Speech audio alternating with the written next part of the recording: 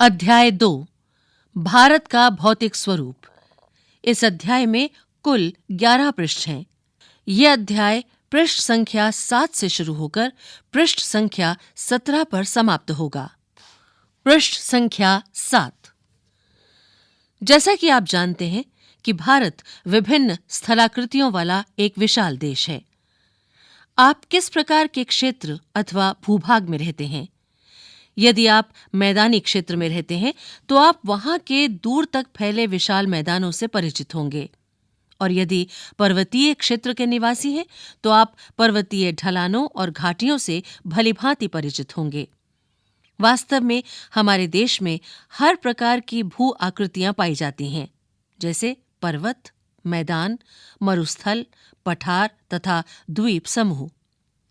आप ये सोच रहे होंगे कि ये विभिन्न प्रकार की भू आकृतियां कैसे बनी। अब हम भारत की मुख्य भू आकृतियों की विशेषताएं तथा उनकी संरचना के बारे में जानेंगे।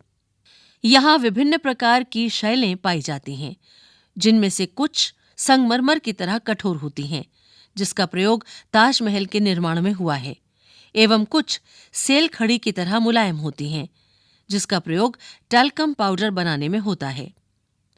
एक स्थान से दूसरे स्थान पर मृदा के रंगों में भिन्नता पाई जाती है, क्योंकि मृदा विभिन्न प्रकार की शैलों से बनी होती हैं। क्या आपने कभी इन विविधताओं के कारणों के बारे में सोचा है? इनमें से अधिकतर विविधताएं शैलों के निर्माण में विभिन्नता के कारण होती हैं। भारत एक विशाल भूभाग है। इसका निर्माण विभिन्न भूगर्भीय कालों के दौरान हुआ है, जिसने इसके उच्चावचों को प्रभावित किया है।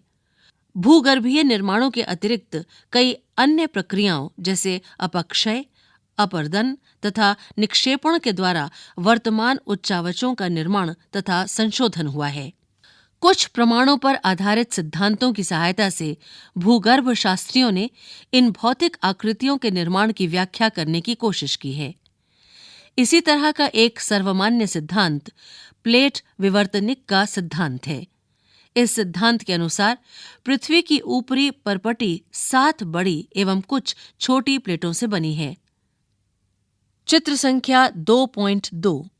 ये चित्र पृष्ठ संख्या 8 पर है।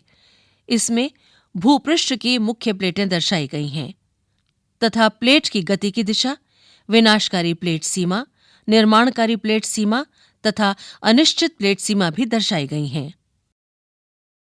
प्लेटों की गति के कारण प्लेटों के अंदर एवं ऊपर की ओर स्थित महाद्वीपीय शैलों में दबाव उत्पन्न होता है। इसके परिणाम स्वरूप वलन, भ्रंशीकरण तथा ज्वालामुखीय क्रियाएं होती हैं। सामान्य तौर पर इन प्लेटों की गतियों को 3 वर्गों में विभाजित किया गया है। इन्हें चित्र संख्या 2.1 के माध्यम से दर्शाया गया है। चित्र संख्या 2.1 में प्लेटों की विभिन्न गतियां दिखाई गई हैं। अभिसारी परिसीमा, जिसमें शैलें एक दूसरे के आमने सामने दिखाई गई हैं। अपसारी परिसीमा, जिसमें शैलें एक दूसरे के विपरीत दिखाई गई हैं। और रूपांतर परिसीमा, जिसमें शैलें ऊपर नीचे जाती दिखाई गई हैं। कुछ प्लेटें एक दूसरे के करीब आती हैं और अभिसारित परिसीमा का निर्माण करती हैं, जबकि कुछ प्लेट एक दूसरे से दूर जाती हैं और अपसारित परिसीमा का निर्माण करती हैं। जब 2 प्लेट एक दूसरे के करीब आती हैं, तब या तो वे टकराकर टूट सकती हैं या एक प्लेट फिसलकर दूसरी प्लेट के नीचे जा सकती है। कभी-कभी वे एक दूसरे के साथ क्षैतिज दिशा में भी गति कर सकती हैं और रूपांतर परिसीमा का निर्माण करती हैं। इन प्लेटों में लाखों वर्षों से हो रही गति के कारण महाद्वीपों की स्थिति तथा आकार में परिवर्तन आया है। भारत की वर्तमान स्थलाकृति का विकास भी इस प्रकार की गतियों से प्रभावित हुआ है। पृष्ठ संख्या 8। क्या आप जानते हैं, विश्व के अधिकतर ज्वालामुखी एवं भूकंप संभावी क्षेत्र प्लेट के किनारों पर स्थित हैं, लेकिन कुछ प्लेट के अंदर भी पाए जाते हैं। सबसे प्राचीन भूभाग अर्थात प्रायद्वीपीय भाग गोंडवाना भूमि का एक हिस्सा था। गोंडवाना भूभाग के विशाल क्षेत्र में भारत, ऑस्ट्रेलिया, दक्षिण अफ्रीका, दक्षिण अमेरिका तथा अंटार्कटिक के क्षेत्र शामिल थे। संवहनीय धाराओं ने भूपर्पटी को अनेक टुकड़ों में विभाजित कर दिया और इस प्रकार भारत ऑस्ट्रेलिया की प्लेट गोंडवाना भूमि से अलग होने के बाद उत्तर दिशा की ओर प्रवाहित होने लगी। उत्तर दिशा की ओर प्रवाह के परिणाम स्वरूप ये प्लेट अपने से अधिक विशाल प्लेट यूरेशियन प्लेट से टकराई।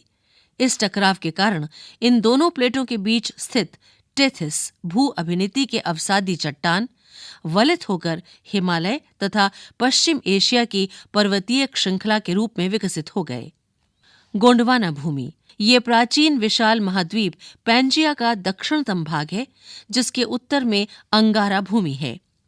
टेथिस के हिमालय के रूप में ऊपर उठने तथा प्रायद्वीपीय पठार के उत्तरी किनारे के नीचे धंसने के परिणाम स्वरूप एक बहुत बड़ी द्रोणी का निर्माण हुआ। समय के साथ साथ ये बेसिन उत्तर के पर्वतों एवं दक्षिण के प्रायद्वीपीय पठारों से बहने वाली नदियों के अवसादी निक्षेपों द्वारा धीरे धीरे भर गया। इस प्रकार जलहोड़ निक्षेपों से निर्मित एक विस्तृत समतल भूभाग भारत के उत्तरी मैदान के रूप में विकसित हो गया। भारत की भूमि बहुत अधिक भौतिक विभिन्नताओं को दर्शाती है। भूगर्भीय तौर पर प्रायद्वीपीय पठार पृथ्वी की सतह का प्राचीनतम भाग है।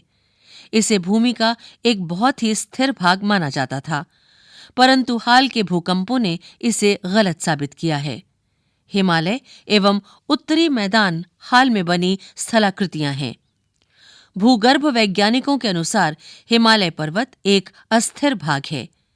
हिमालय की पूर्वी पर्वत श्रृंखला एक युवा स्थलाकृति को दर्शाती है, जिसमें ऊंचे शिखर, गहरी घाटियां तथा तेज बहने वाली नदियां हैं।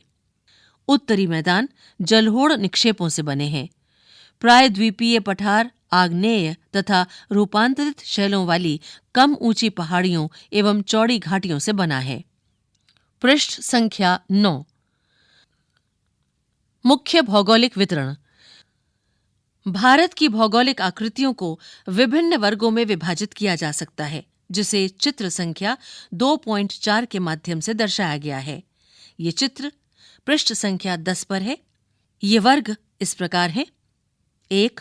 हिमालय पर्वत श्रृंखला, 2. उत्तरी मैदान, 3. प्रायद्वीपीय पठार, 4. भारतीय मरुस्थल, 5. तटीय मैदान तथा 6. द्वीप समूह। हिमालय पर्वत भारत की उत्तरी सीमा पर विस्तृत हिमालय भूगर्भीय रूप से युवा एवं बनावट के दृष्टिकोण से वलित पर्वत श्रृंखला है। ये पर्वत श्रृंखलाएं पश्चिम पूर्व दिशा में सिंधु से लेकर ब्रह्मपुत्र तक फैली हैं। हिमालय विश्व की सबसे ऊंची पर्वत श्रेणी है और एक अत्यधिक असम अवरोधों में से एक है। ये 2400 किलोमीटर की लंबाई में फैले एक अर्धवृत्त का निर्माण करते हैं। इसकी चौड़ाई कश्मीर में 400 किलोमीटर एवं अरुणाचल में 150 किलोमीटर है। इसे चित्र संख्या 2.3 के माध्यम से दर्शाया गया है। पृष्ठ संख्या 10। पृष्ठ संख्या 10 पर चित्र संख्या 2.4 है, जो कि भारत का नक्शा है। इसमें भारत के मुख्य भौगोलिक वितरण को दर्शाया गया है। पृष्ठ संख्या 11। पश्चिमी भाग की अपेक्षा पूर्वी भाग की ऊंचाई में अधिक विविधता पाई जाती है। अपने पूरे देशांतरीय विस्तार के साथ हिमालय को 3 भागों में बांट सकते हैं। इन श्रृंखलाओं के बीच बहुत अधिक संख्या में घाटियां पाई जाती हैं। सबसे उत्तरी भाग में स्थित श्रृंखला को महान या आंतरिक हिमालय या हिमाद्री कहते हैं। ये सबसे अधिक सतत श्रृंखला है, जिसमें 6000 मीटर की औसत ऊंचाई वाले सर्वाधिक ऊंचे शिखर हैं। इसमें हिमालय के सभी मुख्य शिखर हैं। हिमालय के कुछ ऊंचे शिखर: शिखर माउंट एवरेस्ट, देश नेपाल, ऊंचाई मीटर में 8848। शिखर कंचनजंगा, देश भारत, ऊंचाई 8,598। शिखर मकालू, देश नेपाल, ऊंचाई 8,481। शिखर धौलागिरी, देश नेपाल, ऊंचाई 8,172। शिखर नंगा पर्वत, देश भारत, ऊंचाई 8,126। शिखर अन्नपूर्णा, देश नेपाल, ऊंचाई 8,078। शिखर नंदा देवी, देश भारत, ऊंचाई 7,817। शिखर कामेट, देश भारत, ऊंचाई 7,756। शिखर नामचा बरुआ, देश भारत, ऊंचाई 7,756। शिखर गुरुला मंधाता, देश नेपाल, ऊंचाई 7,728 मीटर। महान हिमालय के वलय की प्रकृति असममित है। हिमालय के इस भाग का क्रोड ग्रेनाइट का बना है। ये श्रृंखला हमेशा बर्फ से ढकी रहती है तथा इससे बहुत सी हिमानियों का प्रवाह होता है। ज्ञात कीजिए महान हिमालय में पाई जाने वाली हिमानियों तथा दर्रों के नाम। भारत के उन राज्यों के नाम जहां अभी बताए गए ऊंचे शिखर स्थित हैं। हिमाद्री के दक्षिण में स्थित श्रृंखला सबसे अधिक असम है एवं हिमाचल या निम्न हिमालय के नाम से जानी जाती है। इन श्रृंखलाओं का निर्माण मुख्यतः अत्यधिक संपीड़ित तथा पर्वतित शैलों से हुआ है। इनकी ऊंचाई 3,700 मीटर से 4,500 मीटर के बीच तथा औसत चौड़ाई 50 किलोमीटर है, जबकि पीर पंजाल श्रृंखला सबसे लंबी तथा सबसे महत्वपूर्ण श्रृंखला है। धौलाधर एवं महाभारत श्रृंखलाएं भी महत्वपूर्ण हैं। इसी श्रृंखला में कश्मीर की घाटी तथा हिमाचल के कांगड़ा एवं कुल्लू की घाटियां स्थित हैं। इस क्षेत्र को पहाड़ी नगरों के लिए जाना जाता है। चित्र संख्या 2.5 में हिमालय पर्वत का एक अंश दिखाया गया है। ज्ञात कीजिए एटलस से मसूरी, नैनीताल एवं रानीखेत की स्थिति देखें तथा उन राज्यों के नाम लिखें जहां वे स्थित हैं। हिमालय के सबसे बाहरी श्रृंखला को शिवालिक कहा जाता है। इनकी चौड़ाई 10 से 50 किलोमीटर तथा ऊंचाई 900 से 1,100 मीटर के बीच है। ये श्रृंखलाएं उत्तर में स्थित मुख्य हिमालय की श्रृंखलाओं से नदियों द्वारा लाई गई असंपीड़ित अवसादों से बनी है। ये घाटियां बजरी तथा जलोढ़ की मोटी परत से ढकी हुई हैं। निम्न हिमाचल तथा शिवालिक के बीच में स्थित लंबवत घाटी को दून के नाम से जाना जाता है। कुछ प्रसिद्ध दून हैं देहरादून, कोटली दून एवं पाटली दून।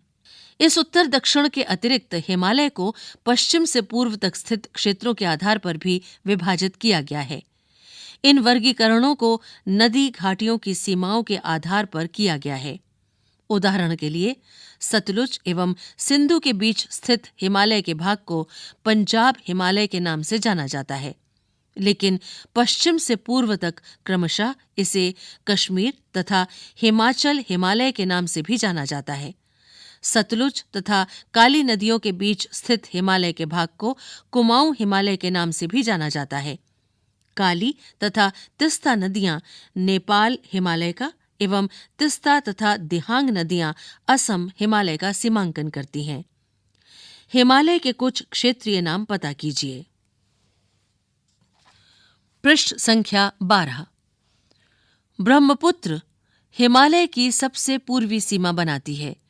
दिहांग महाखड्ड अर्थात गॉर्ज के बाद हिमालय दक्षिण की ओर एक तीखा मोड़ बनाते हुए भारत की पूर्वी सीमा के साथ फैल जाता है।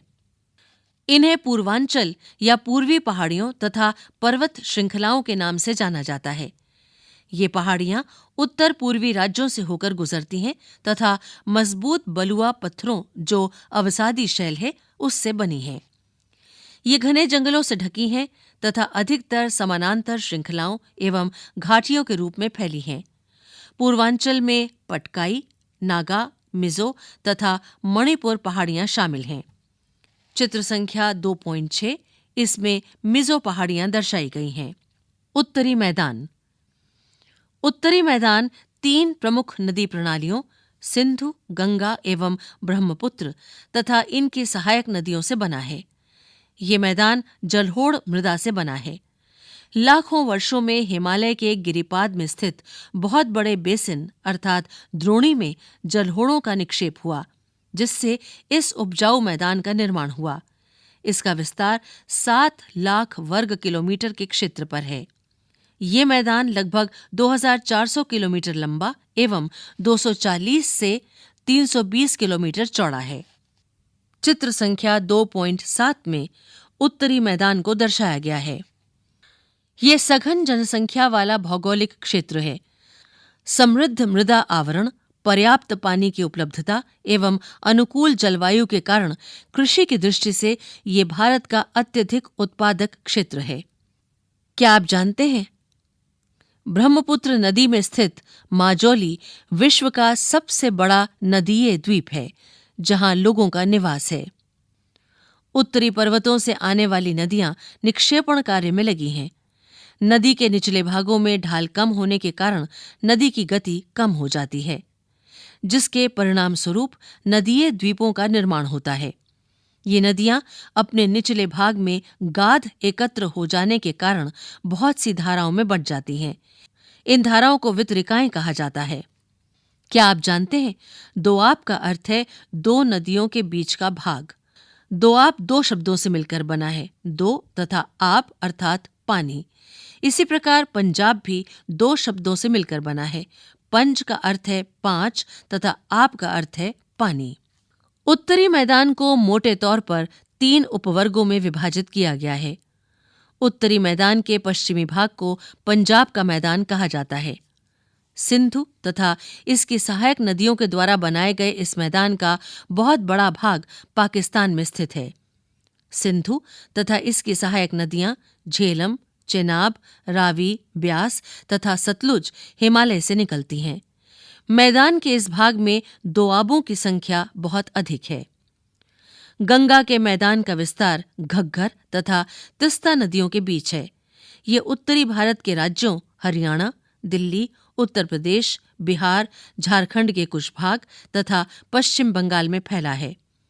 ब्रह्मपुत्र का मैदान इसके पश्चिम विशेषकर असम में स्थित है। उत्तरी मैदानों की व्याख्या सामान्यतः इसके उच्चावचों में बिना किसी विविधता वाले समतल स्थल के रूप में की जाती है। ये सही नहीं है। इन विस्तृत मैदानों की भौगोलिक आकृतियों में भी विविधता है। आकृतिक भिन्नता के आधार पर उत्तरी मैदानों को 4 भागों में विभाजित किया जा सकता है। नदियां पर्वतों से नीचे उतरते समय शिवालिक की ढाल पर 8 से 16 किलोमीटर की चौड़ी पट्टी में गुटिका का निक्षेपण करती हैं। इसे भाबर के नाम से जाना जाता है। सभी सरिताएं इस भाबर पट्टी में विलुप्त हो जाती हैं। इस पट्टी के दक्षिण में ये सरिताएं एवं नदियां पुनः निकल आती हैं एवं नम तथा दलदली क्षेत्र का निर्माण करती हैं, जिसे तराई कहा जाता है। ये वन्य प्राणियों से भरा घने जंगलों का क्षेत्र था। बंटवारे के बाद पाकिस्तान से आए शरणार्थियों को कृषि योग्य भूमि उपलब्ध कराने के लिए इस जंगल को काटा जा चुका है। इस क्षेत्र के दुधवा राष्ट्रीय पार्क की स्थिति ज्ञात कीजिए। उत्तरी मैदान का सबसे विशालतम भाग पुराने जलोढ़ का बना है। वे नदियों के बाढ़ वाले मैदान के ऊपर स्थित हैं तथा वेदिका जैसी आकृति प्रदर्शित करते हैं। इस भाग को भांगर के नाम से जाना जाता है। इस क्षेत्र की मृदा में चूनेदार निक्षेप पाए जाते हैं, जिसे स्थानीय भाषा में कंकड़ कहा जाता है। बाढ़ वाले मैदानों के नए तथा युवा निक्षेपों को खादर कहा जाता है। इनका लगभग प्रत्येक वर्ष पुनर्निर्माण होता है, इसलिए ये उपजाऊ होते हैं तथा गहन खेती के लिए आदर्श होते हैं। पृष्ठ संख्या 13। प्रायद्वीपीय पठार। प्रायद्वीपीय पठार एक मेज की आकृति वाला स्थल है, जो पुराने क्रिस्टलीय, आग्नेय तथा रूपांतरित शैलों से बना है। ये गोंडवाना भूमि के टूटने एवं अपवाह के कारण बना था तथा यही कारण है कि यह प्राचीनतम भूभाग का एक हिस्सा है। इस पृष्ठ पर चित्र संख्या 2.8 में प्रायद्वीपीय पठार को दर्शाया गया है। इस पठारी भाग में चौड़ी तथा छिछली घाटियां एवं गोलाकार पहाड़ियां हैं। इस पठार के दो मुख्य भाग हैं, मध्य उच्च भूमि तथा दक्कन का पठार। नर्मदा नदी के उत्तर में प्रायद्वीपीय पठार का वो भाग जो कि मालवा के पठार के अधिकतर भागों पर फैला है, उसे मध्य उच्च भूमि के नाम से जाना जाता है। विंध्य श्रृंखला दक्षिण में मध्य उच्च भूमि तथा उत्तर पश्चिम में अरावली से घिरी है। पश्चिम में ये धीरे धीरे राजस्थान के बलुई तथा पथरीले मरुस्थल से मिल जाता है। इस क्षेत्र में बहने वाली नदियां चंबल, सिंध, बेतवा तथा केन दक्षिण पश्चिम से उत्तर पूर्व की तरफ बहती हैं। इस प्रकार वे इस क्षेत्र के ढाल को दर्शाती हैं। मध्य उच्च भूमि पश्चिम में चौड़ी लेकिन पूर्व में संकीर्ण है। इस पठार के पूर्वी विस्तार को स्थानीय रूप से बुंदेलखंड तथा बघेलखंड के नाम से जाना जाता है। इसके और पूर्व के विस्तार को दामोदर नदी द्वारा अपवाहित छोटा नागपुर पठार दर्शाता है। दक्षिण का पठार एक त्रिभुजाकार भूभाग है जो नर्मदा नदी के दक्षिण में स्थित है। उत्तर में इसके चौड़े आधार पर सतपुड़ा की श्रृंखला है, जबकि महादेव, कैमूर की पहाड़ी तथा मैकाल श्रृंखला इसके पूर्वी विस्तार हैं। भारत के भौतिक मानचित्र पर इन पहाड़ियों एवं श्रृंखलाओं की स्थिति को ज्ञात करें।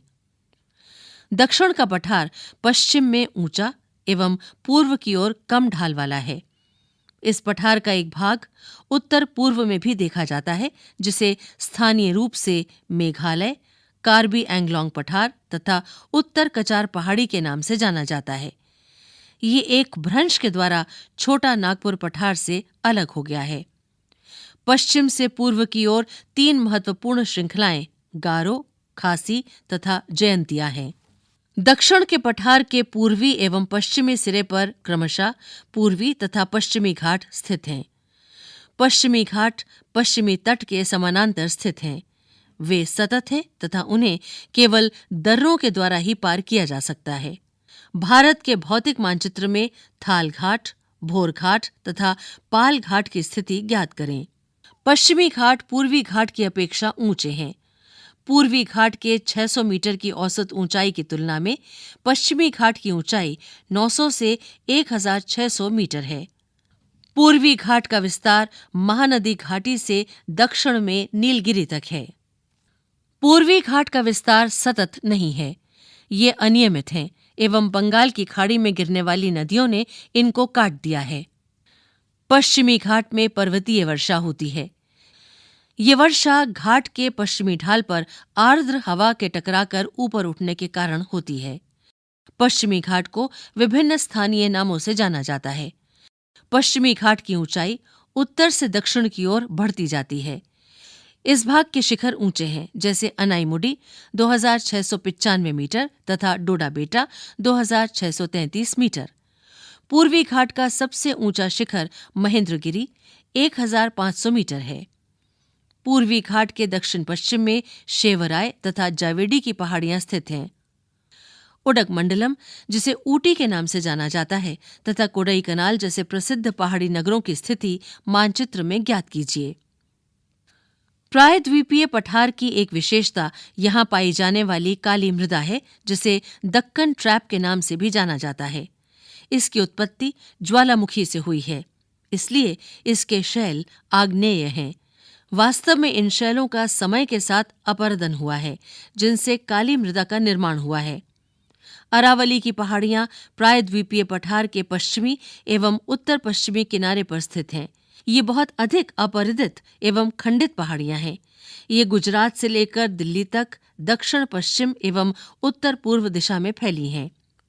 पृष्ठ संख्या 14। भारतीय मरुस्थल। अरावली पहाड़ी के पश्चिमी किनारे पर थार का मरुस्थल स्थित है। ये बालू के टिब्बों से ढका एक तरंगित मैदान है।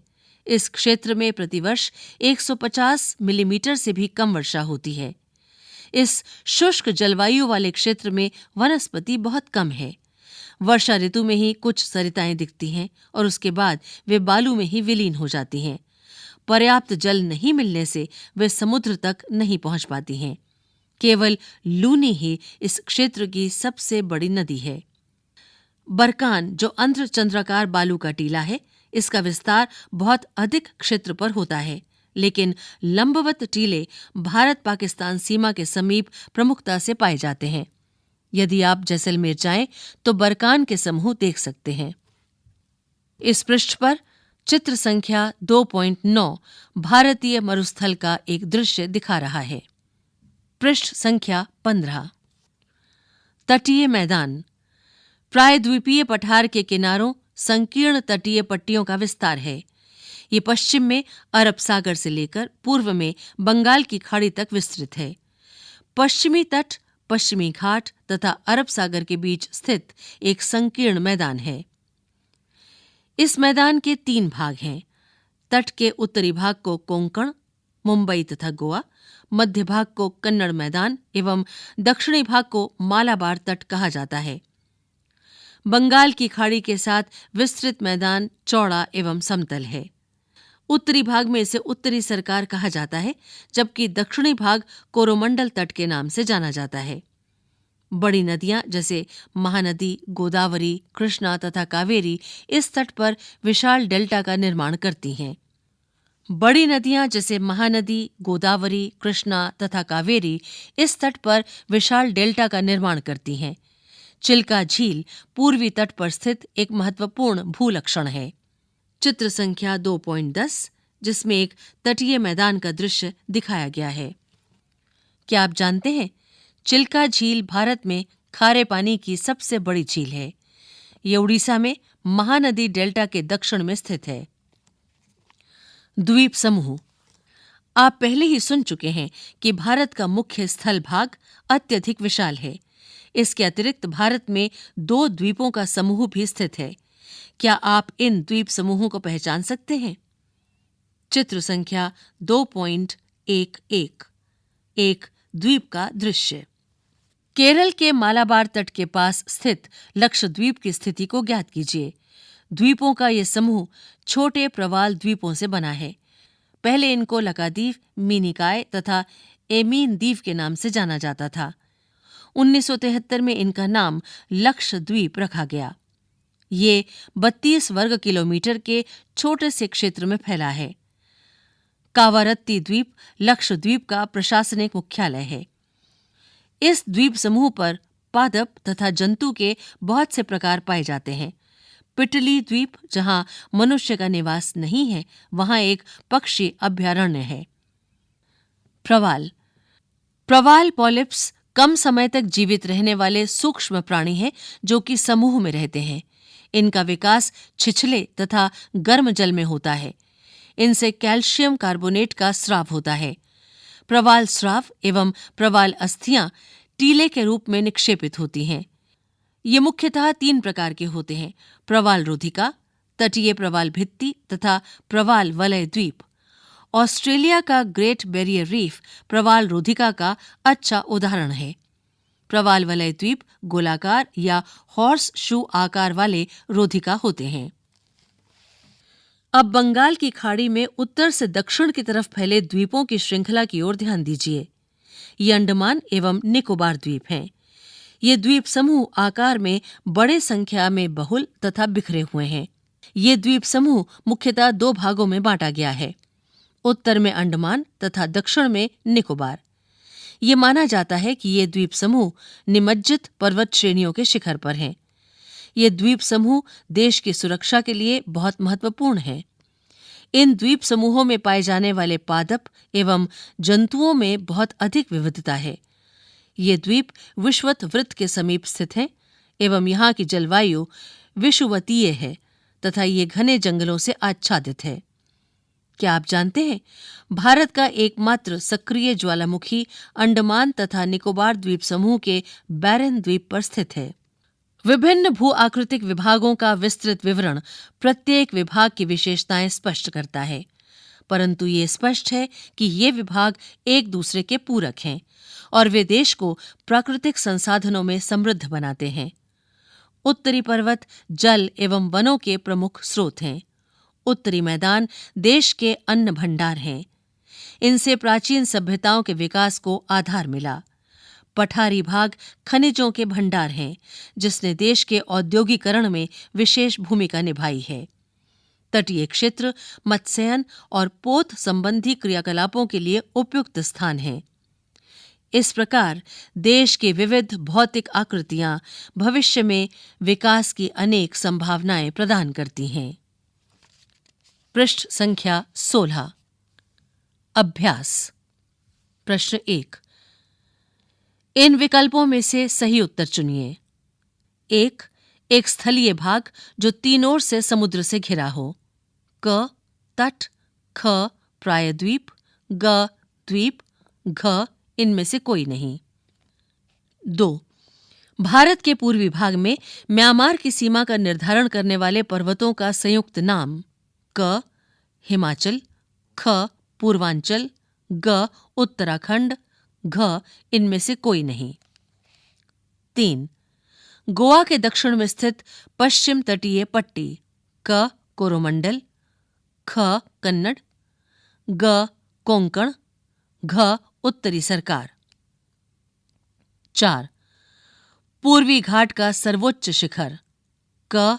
अनाईमुडी। ख. महेंद्रगिरी। ग. कंचनजुंगा। घ. खासी। प्रश्न 2। इन प्रश्नों के संक्षेप में उत्तर दीजिए। 1. भूगर्भीय प्लेटें क्या हैं? 2. आज के कौन से महाद्वीप गोंडवाना लैंड के भाग थे? 3. भाबर क्या है? 4. हिमालय के 3 प्रमुख विभागों के नाम उत्तर से दक्षिण के क्रम में बताइए। 5. अरावली और विंध्याचल की पहाड़ियों में कौन सा पठार स्थित है? 6. भारत के उन द्वीपों के नाम बताइए जो प्रवाल भित्ति के हैं। प्रश्न 3। इनमें अंतर स्पष्ट कीजिए। 1. अपसारी तथा अभिसारी भूगर्भीय प्लेटें। 2. बांगर और खादर। 3. पूर्वी घाट तथा पश्चिमी घाट। प्रश्न 4। बताइए हिमालय का निर्माण कैसे हुआ था? प्रश्न 5। भारत के प्रमुख भू आकृतिक विभाग कौन से हैं? हिमालय क्षेत्र तथा प्रायद्वीप पठार के उच्चावच लक्षणों में क्या अंतर है? प्रश्न 6। भारत के उत्तरी मैदान का वर्णन कीजिए। प्रश्न 7। इन पर संक्षिप्त टिप्पणियां लिखिए। 1. मध्य हिमालय। 2. मध्य उच्च भूमि। 3. भारत के द्वीप समूह। पृष्ठ संख्या 17। मानचित्र कार्य। भारत के रेखा मानचित्र पर ये दिखाइए। 1. पर्वत शिखर K2, कंचनजुंगा, नंगा पर्वत, अनाईमुडी। 2. पठार शिलोंग, छोटा नागपुर, मालवा तथा बुंदेलखंड। 3. थार मरुस्थल, पश्चिमी घाट, लक्षद्वीप समूह, गंगा यमुना दोआब तथा कोरोमंडल तट। क्रियाकलाप। इस पृष्ठ पर वर्ग पहेली दी गई है, जिसमें कुछ शिखरों, दर्रों, श्रेणियों, पठारों, पहाड़ियों एवं घाटियों के नाम छुपे हैं। उन्हें ढूंढिए। ज्ञात कीजिए कि ये आकृतियां कहाँ स्थित हैं। आप अपनी खोज क्षैतिज, ऊर्ध्वाधर या विकर्णीय दिशा में कर सकते हैं। नोट: पहेली के उत्तर अंग्रेजी के शब्दों में हैं। भारत का भौतिक स्वरूप। अभी आप सुन रहे थे अध्याय